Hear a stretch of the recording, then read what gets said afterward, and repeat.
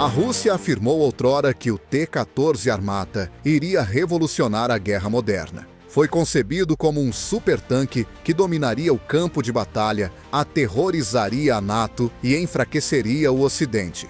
No entanto, 10 anos depois, o T-14 ainda não apareceu na Ucrânia, nem em número significativo, nem com sucesso. Em vez de romper as linhas ucranianas, ele ficou parado na Praça Vermelha.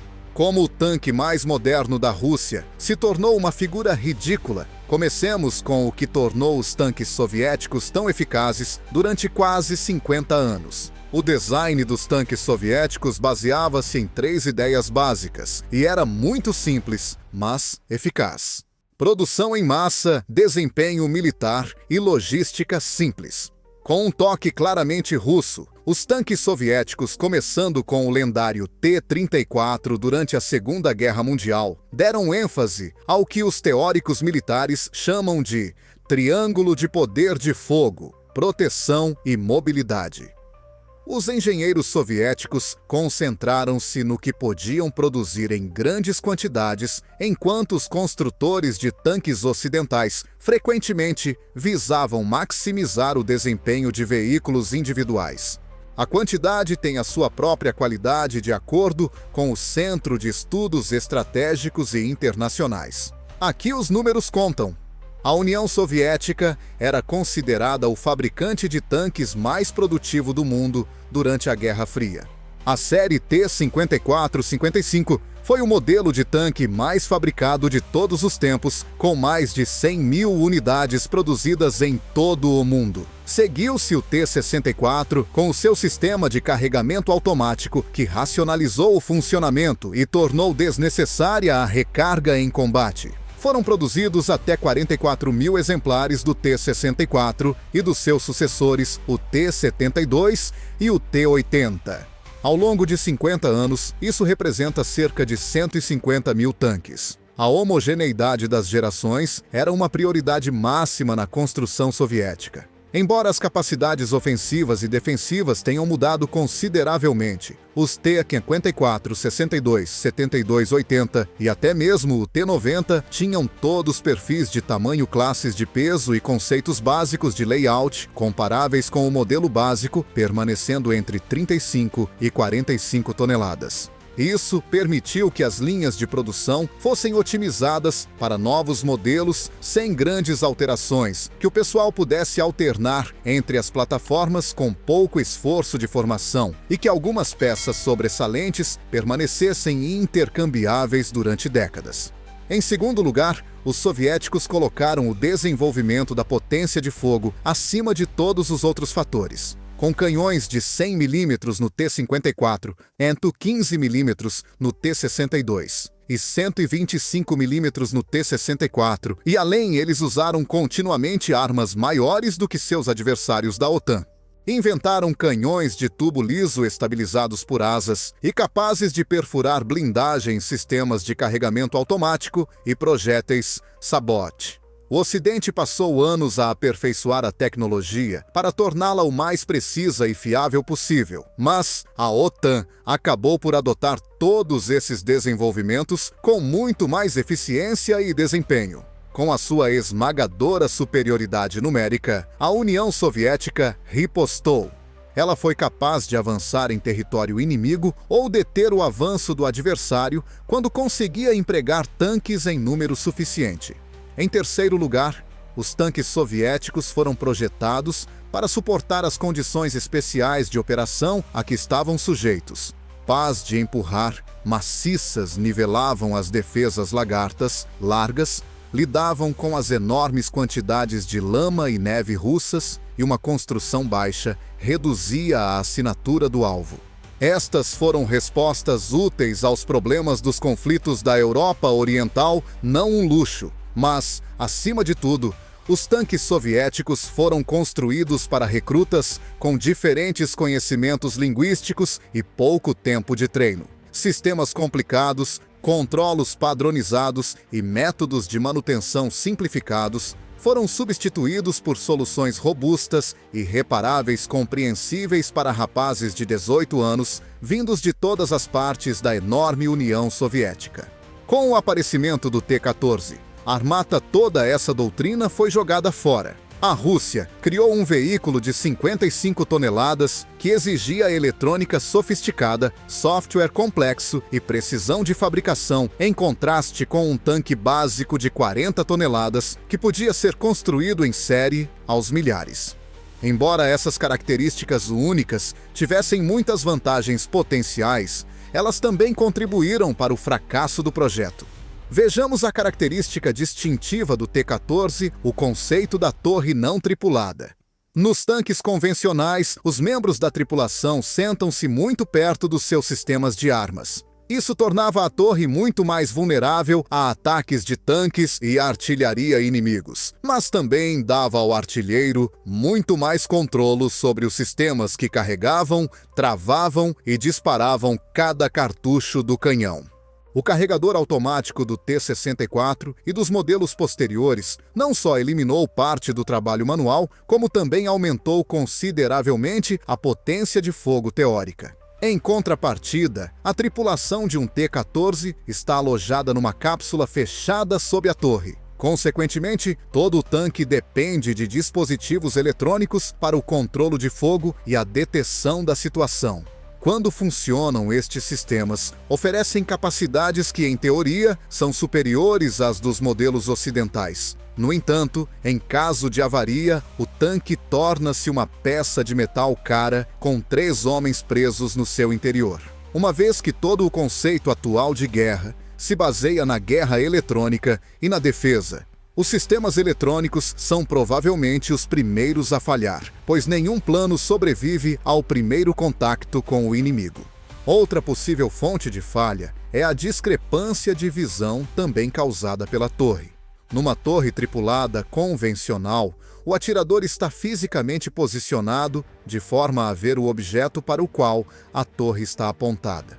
No entanto, todo o sistema de mira e disparo numa torre não tripulada como a do T-14 é controlado remotamente a partir da cabine de comando abaixo da torre.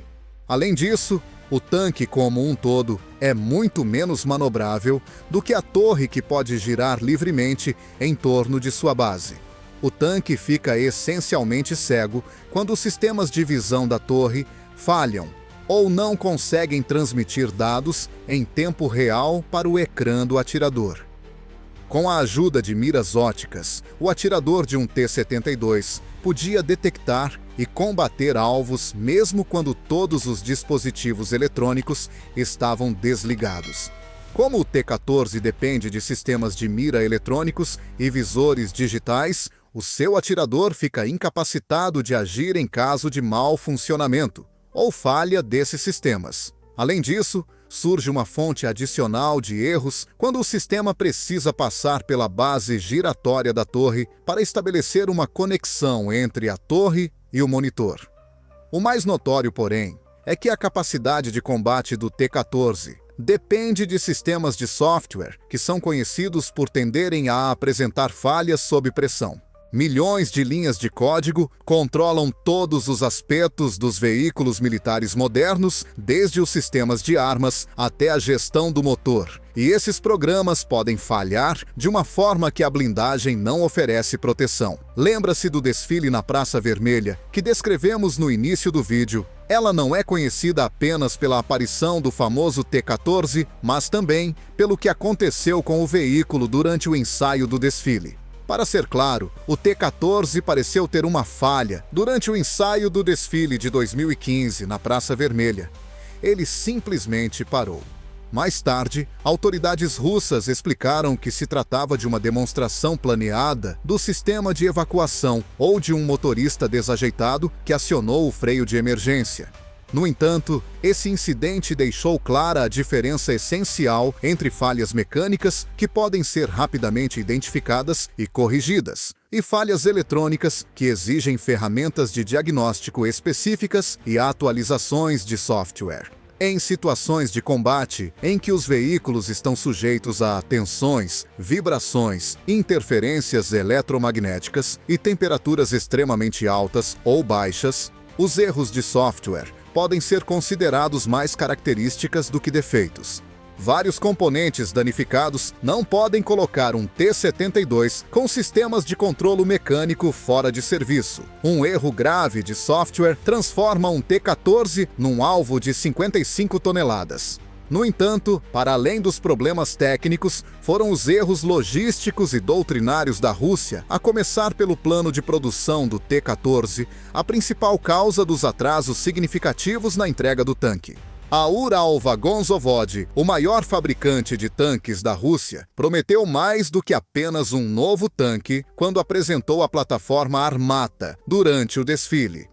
Embora os modelos do 2S-35 apresentados no desfile utilizassem um chassi derivado do T-90, o chassi do tanque deveria servir de base para uma variedade de veículos blindados, incluindo o tanque T-14, o veículo de apoio à infantaria T-15, o veículo de combate T-16 e o análogo de artilharia autopropulsado 2S-35. Para substituir cerca de metade dos tanques russos na linha da frente, foi prometida a entrega de 2.300 tanques T-14 entre 2015 e 2020. Para isso, a Rússia teria de construir pelo menos 400 tanques por ano e, ao mesmo tempo, continuar a produção de modelos mais antigos para substituição no mercado interno e para exportação. No entanto, até 2025, ou seja, 5 anos após o objetivo original, a Rússia não só não construiu 2.300 tanques, como também concluiu menos de 20 veículos de teste. Isso representa menos de 1% das entregas prometidas. De repente, as mesmas autoridades que prometeram a produção em massa culparam as condições do mercado e as dificuldades técnicas. As justificativas estão a tornar-se cada vez mais criativas e contraditórias. O vice-primeiro-ministro Yuri Borisov havia afirmado anteriormente que o Armata não precisava de produção em massa. Apoiaríamos a compra de novas armas se os veículos blindados atuais, especialmente o T-72 modernizado, fossem inferiores a um inimigo potencial, mas não são. Portanto, não há necessidade de comprar nada, disse ele.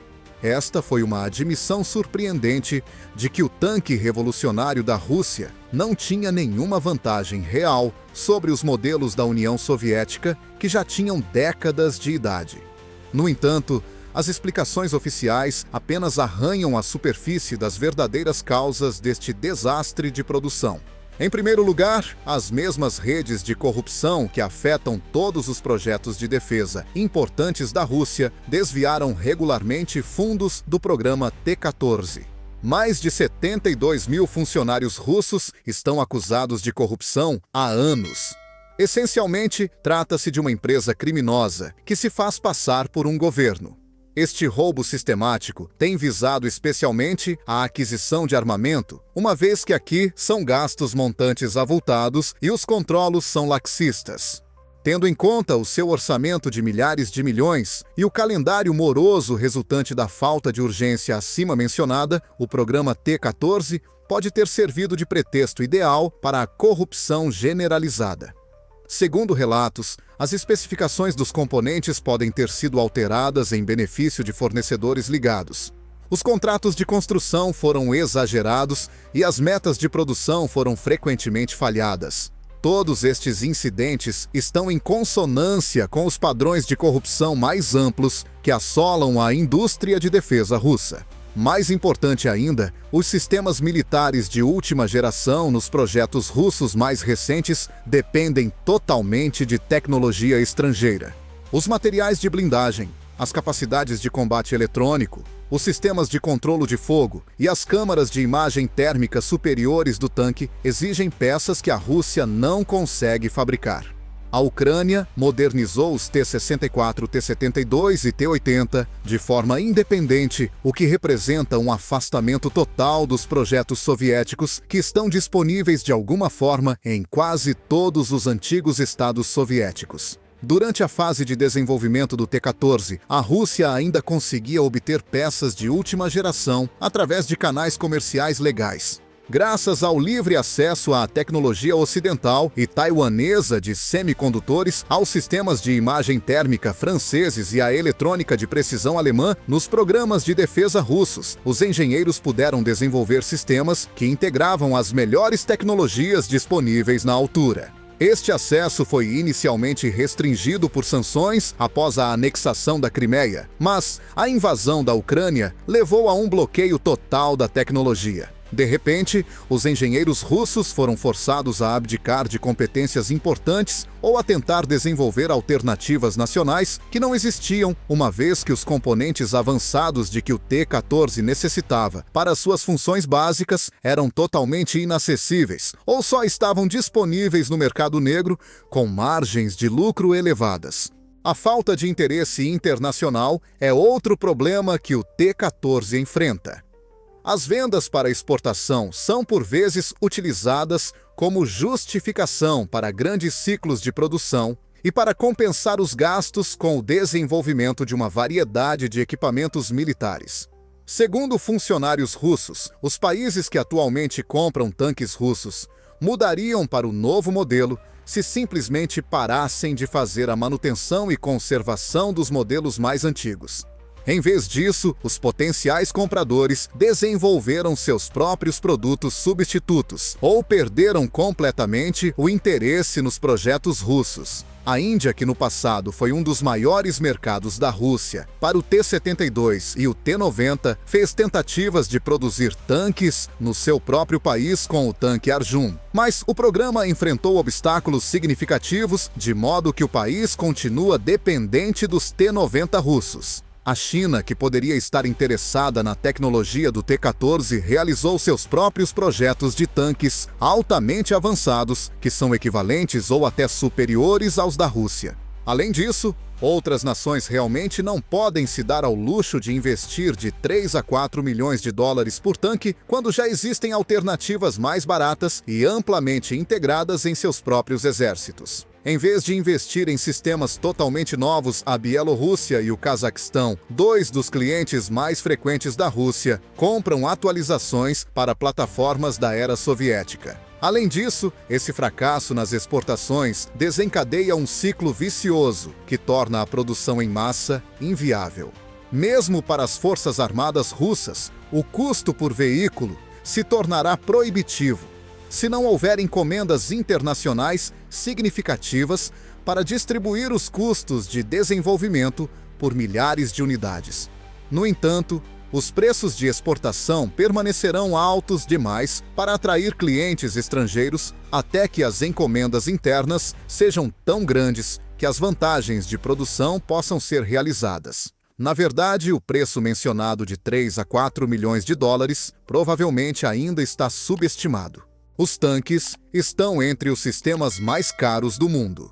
Um investigador militar russo estimou o seu custo real há 7 anos em até 8 milhões de dólares, o dobro do que se pensava inicialmente. E isso foi antes do rápido aumento da taxa de inflação na Rússia, que fez os preços subirem ainda mais. No entanto, isso não explica completamente por que os tanques não foram usados no conflito na Ucrânia, pelo menos não na escala que a magnitude do conflito sugeriria.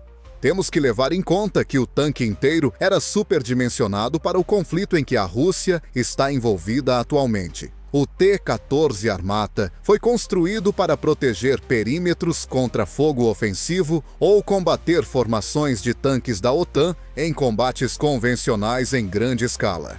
No entanto, a guerra na Ucrânia transformou-se num campo de batalha, dominado por drones, onde mesmo os tanques mais modernos podem ser um fardo. Em 2010, fazia sentido para os engenheiros russos otimizar os sistemas de defesa do T-14 para ameaças potenciais. Ataques de artilharia projéteis, APFSDS, antitanque e mísseis antitanque, como o Javelin. Estas armas sofisticadas e de alta qualidade custam dezenas de milhares ou mesmo centenas de milhares de dólares por tiro, e o sistema de proteção ativa, Afganit, foi desenvolvido especificamente para combatê-las. No entanto, ambos os lados do conflito na Ucrânia inventaram algo que os projetistas de tanques nunca imaginaram: enormes ataques em enxame, com drones FPV que podem ser comprados por apenas $700 e equipados com minas antitanque por mais de $10.000. Milhares destes pequenos e manobráveis aparelhos voadores podem ser construídos e utilizados em ataques coordenados que dominariam até mesmo os sistemas de defesa mais modernos. A capacidade do seu sistema de proteção ativo de defender mísseis individuais é irrelevante quando se enfrenta dezenas de ameaças ao mesmo tempo. Para atingir a área certa, por exemplo, a área de entrada do chassis, o inimigo simplesmente lança uma mina de cima e repete isso até atingir o seu alvo. Dado o alto custo da blindagem, o cálculo econômico para esta batalha é desastroso. O custo de construção e utilização de um único T-14 Armata era de cerca de $4 milhões no início de 2010. Mesmo que os sistemas de defesa do tanque destruam 90% dos drones invasores, as tropas ucranianas ainda poderão comprar mais de 4.000 drones FPV pelo mesmo preço em 2025, o que significa que perderão apenas um investimento de $100.000. Mais importante ainda, a ideia de distância de segurança essencial para o uso de tanques foi radicalmente alterada pela guerra com drones. De acordo com a doutrina convencional de tanques, os veículos blindados podiam enfrentar desafios a distâncias que eram ineficazes para as tropas inimigas. Os condutores de tanques nunca sabem de onde vêm as ameaças ou quantas estão a caminho, uma vez que os drones FPV modernos podem ser utilizados a distâncias de 3 a 12 milhas, e versões mais sofisticadas atingem até mesmo o alcance padrão da artilharia de 9 a 12 milhas ou mais.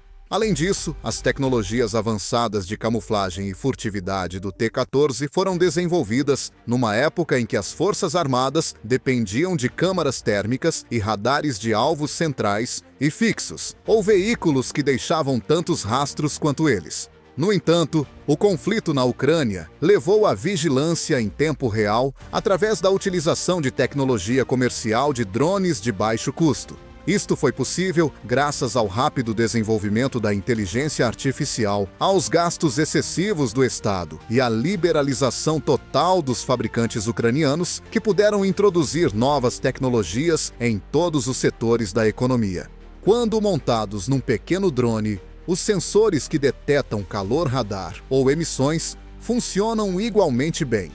No entanto, quando o drone está a uma altura de várias centenas de metros, são muito mais difíceis de detectar e combater. Além disso, a capacidade de combate a longa distância do T-14 é anulada por esta observação contínua. Os disparos à distância só fornecem informações sobre o alvo, se cada disparo for observado e registrado em tempo real. Os sofisticados sistemas de controlo de fogo e munições de precisão do tanque foram desenvolvidos para combater alvos fora do alcance tradicional dos tanques ocidentais. A lógica econômica básica que torna o uso do T-14 pelas Forças Armadas russas na Ucrânia um erro catastrófico é provavelmente a mais devastadora. Cada T-14 perdido em combate equivale a 6 tanques T-72B3 modernizados que oferecem uma capacidade de combate comparável a milhares de drones FPV que poderiam destruir vários veículos blindados. Inimigos cerca de 170 munições vagantes, Zala Lancet, com efeito antitanque comprovado, e munição de artilharia suficiente para apoiar uma operação de batalhão durante semanas, com base no custo original estimado de $6 milhões americanos, ajustado pela inflação. Para agravar a situação, a Rússia fabricou apenas 20 T-14. Isso torna o custo real de cada tanque extremamente alto, e o próximo modelo não será significativamente mais barato. Portanto, apesar do seu potencial, os poucos T-14 restantes são agora considerados militarmente inutilizáveis, pois são tão valiosos que não podem ser arriscados num conflito real. O presidente da Rostec, empresa proprietária da Aralfa-Gonzavod, Sergei Chemezov, chegou a declarar que o próprio governo russo não tem interesse em mais T-14, mesmo após a primeira série de testes. Se ambos os modelos acabarem por ter o mesmo desempenho, não há necessidade de investir milhões num novo tanque quando já existem tanques da era soviética em armazéns cujo equipamento para utilização na Ucrânia custaria apenas algumas dezenas de milhares de dólares. A complexidade do T-14 também implica custos de manutenção que a logística militar russa não consegue suportar em tempos de conflito. Os soldados do serviço militar obrigatório devem fazer a manutenção dos tanques soviéticos tradicionais com ferramentas simples e peças de reposição comuns. Essa filosofia de construção contribui para a reputação do T-72 como um veículo confiável. Peças importantes podiam ser reparadas ou substituídas por soldados sem conhecimentos técnicos, e os sistemas eram deliberadamente superdimensionados para funcionar mesmo com pouca manutenção. A infraestrutura de manutenção moderna necessária para o T-14 só existe em grandes depósitos militares com instalações especiais e pessoal altamente qualificado. Numa área em que a guerra eletrônica é uma realidade, um tanque é basicamente inútil, se ficar inutilizável devido a pequenas avarias técnicas, até poder ser levado para instalações de manutenção no interior do país. Isto coloca ainda mais pressão sobre os planeadores do exército russo, que precisam descobrir como evitar avarias nos tanques devido à falta de apoio. Só para manter a prontidão operacional básica, as unidades de tanques que utilizam o T-14 precisariam de um apoio logístico considerável. Por isso, dependeriam de rotas de abastecimento fiáveis que ligassem as fábricas à linha da frente. Transferir parte do processo de fabrico para mais longe da linha da frente também não funciona, uma vez que a Ucrânia conseguiu destruir uma base aérea a 2.700 milhas de distância, onde estavam estacionados bombardeiros nucleares russos. Os ataques ucranianos têm frequentemente como alvo precisamente estas linhas de abastecimento e instalações. O T-14 Armata é o epítome dos maiores erros estratégicos da Rússia e da abordagem de Putin à modernização militar. O tanque é um microcosmo de todo o complexo industrial de defesa russo, se considerarmos a sua história de desenvolvimento, os reveses na produção e a falta geral de utilização em situações de guerra reais. A propaganda exige que a aparência se sobreponha às capacidades reais. As afirmações grandiosas são apoiadas por falta de financiamento e as ambições tecnológicas são limitadas pela corrupção e pelas sanções. Como o T-14 Armata russo ainda não foi avistado na linha da frente na Ucrânia, é possível que tenha o melhor mecanismo de camuflagem disponível. E com isso, tem toda a informação necessária sobre o atual governo.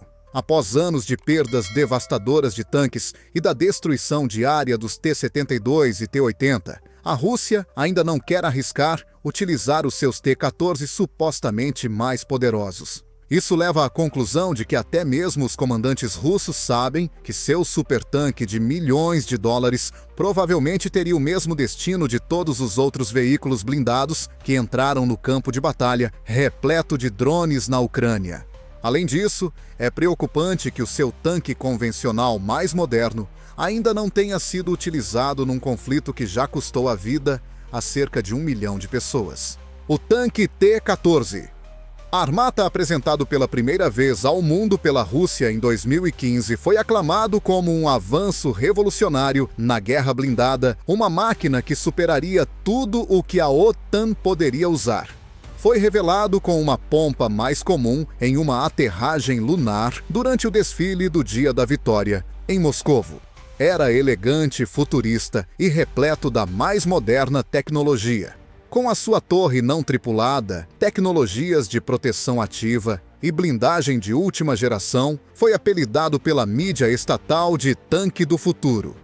Em teoria, deveria inaugurar uma nova era em que as forças terrestres russas seriam tecnologicamente superiores às ocidentais. No papel, o T-14 é uma máquina excepcional. A sua torre não tripulada aumenta a capacidade de sobrevivência em caso de ataque, uma vez que a tripulação pode operar a partir de uma cápsula blindada no interior do casco. Os projéteis antitanque são detetados e interceptados pelo sistema de defesa ativo, Afganit, antes que possam causar danos. A blindagem modular do tanque deve ser capaz de repelir projéteis antitanque altamente explosivos e penetradores cinéticos modernos. Em comparação com versões mais antigas como o T-72 ou o T-90, o canhão de 120 mm com carregador automático oferece uma cadência de tiro mais elevada. Além disso, graças aos seus sensores altamente desenvolvidos, que incluem, entre outros, conectividade no campo de batalha e câmaras térmicas, deve oferecer uma capacidade de reconhecimento da situação sem precedentes. No entanto, o maior problema do T-14 não é o que está no papel, mas o que ele nunca foi na prática. Apesar de ter sido lançado há quase 10 anos, o Armata ainda não foi utilizado em combate de forma significativa na Ucrânia ou em qualquer outro lugar.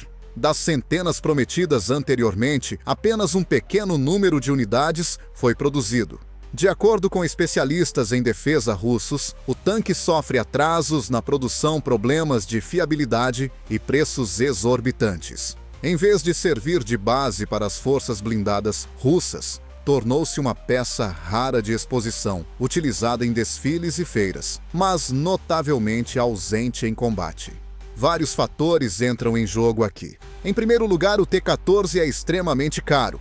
As funcionalidades avançadas do Armata elevam o preço a um nível que pesa até mesmo no orçamento de defesa russo, embora os tanques de combate modernos sejam por natureza caros. A produção em grande escala retiraria recursos dos tanques T-72B3 e T-90M mais baratos e testados em combate, que são mais fáceis de produzir e reparar em tempos de conflito. Num conflito prolongado como a guerra na Ucrânia, onde as perdas de veículos blindados são significativas, a praticabilidade muitas vezes tem prioridade sobre o prestígio. Em segundo lugar, a tecnologia avançada do T-14 revelou-se uma faca de dois gumes. Os seus sistemas são altamente sofisticados, mas também exigem muita manutenção e são complexos. Devido às sanções rigorosas, as atuais cadeias de abastecimento da Rússia podem não ser capazes de garantir o apoio logístico e a disponibilidade de peças de reposição necessárias para manter os tanques operacionais na lama-poeira e caos das linhas de frente. Qualquer falha significativa de um componente pode deixar um tanque fora de ação por semanas, limitando sua capacidade operacional no campo de batalha. Em terceiro lugar, é necessário considerar os aspectos políticos. Para o Kremlin, a perda de apenas um T-14 em serviço poderia ter consequências desastrosas para a propaganda. O tanque é elogiado como o exemplo definitivo da tecnologia militar russa. A ficção da superioridade militar russa seria gravemente prejudicada se ele fosse destruído por um ataque de drones ucranianos ou um míssil antitanque. Por esse motivo, alguns especialistas acreditam que o Kremlin prefere manter o T-14 fora de situações em que suas fraquezas possam ser expostas. Enquanto isso, as forças blindadas russas dependem principalmente de projetos aprimorados da era soviética. O T-72 e o T-90 são menos sofisticados que o T-14, mas são muito mais baratos e fáceis de produzir em grandes quantidades. A infraestrutura existente pode ser usada para a sua manutenção, e as peças de reposição são facilmente encontradas. Em vez de forçar as ideias mais modernas à produção em massa, o foco está na sustentabilidade e na quantidade. A Rússia não é o único país com esse padrão. Ao longo da história, as forças armadas ocasionalmente desenvolveram armas de prestígio que parecem poderosas no papel, mas não podem ser utilizadas com sucesso em grandes quantidades. Embora o tanque alemão Tiger II fosse uma arma impressionante na Segunda Guerra Mundial, a sua produção limitada e os seus inúmeros problemas mecânicos não conseguiram influenciar o resultado do conflito. Os Estados Unidos construíram veículos experimentais equipados com tecnologia de ponta, mas que nunca passaram de fases de teste limitadas. A lição é sempre a mesma: a utilidade de uma arma no campo de batalha não depende apenas do seu potencial, mas também da sua capacidade de ser utilizada em grandes quantidades de forma fiável e econômica. A história do T-14 também mostra a crescente discrepância entre a realidade operacional e a propaganda militar russa. O tanque continua a ser apresentado como um símbolo da superioridade tecnológica do país e exibido em desfiles militares e aparições mediáticas glamorosas. No entanto, especialistas em defesa em todo o mundo veem isso como um sinal de arrogância, um projeto ambicioso que é prejudicado por restrições logísticas, industriais e financeiras. O fracasso do Kremlin na produção em série do seu veículo blindado mais moderno é um indício de dificuldades maiores na modernização das suas forças armadas, ao mesmo tempo que trava uma guerra convencional em grande escala. Além disso, há sinais de que a Rússia está a repensar subtilmente a sua estratégia para veículos blindados de combate. Mesmo os veículos mais bem protegidos são vulneráveis, como demonstram as perdas significativas de tanques na Ucrânia, devido a munições saqueadas, ataques com drones e mísseis antitanque. Em vez de confiar em veículos blindados de ponta como o T-14, alguns estrategas militares estão a voltar a sua atenção para unidades mais leves e móveis apoiadas por reconhecimento integrado com drones e fogo de artilharia. O valor acrescentado de um super-tanque, caro, é muito mais difícil de defender neste contexto. No entanto, seria prematuro descartar completamente o T-14. Em pequenas quantidades, ele poderia servir como plataforma de teste para inovações que poderiam ser utilizadas posteriormente em outros veículos blindados russos. Mesmo que o Armata ainda seja raro, características como a torre não tripulada e a proteção ativa superior podem influenciar projetos futuros. O T-14 pode, portanto, revelar-se mais uma plataforma de transição, um elo entre os sistemas da era soviética e o que virá depois do que uma arma revolucionária no campo de batalha. A retirada do T-14 dos combates é um alívio estratégico para a OTAN e a Ucrânia. Seria extremamente difícil combater um tanque deste tipo em grande número, o que exigiria mudanças nas estratégias de defesa anti-tanque e no armamento. No entanto, devido ao seu número reduzido, a Ucrânia pode continuar a concentrar-se em combater os tipos mais comuns, T-72 e T-90, que, embora poderosos, são mais conhecidos e mais vulneráveis aos atuais sistemas anti-tanque. Em última análise, a história do T-14. Armata é um aviso sobre os limites das iniciativas de prestígio militar no contexto real de combates prolongados. Especificações impressionantes e tecnologia de ponta são apenas um aspecto da equação. A doutrina de utilização, os custos, a logística e as capacidades industriais são igualmente importantes, se não mais. Por enquanto, o T-14 é mais um símbolo do que um soldado. Lembrando que em tempos de conflito, as armas mais importantes nem sempre são as que parecem melhores em um desfile. Obrigado por assistir e inscreva-se no meu canal se quiser saber mais sobre outras iniciativas militares russas mal-sucedidas.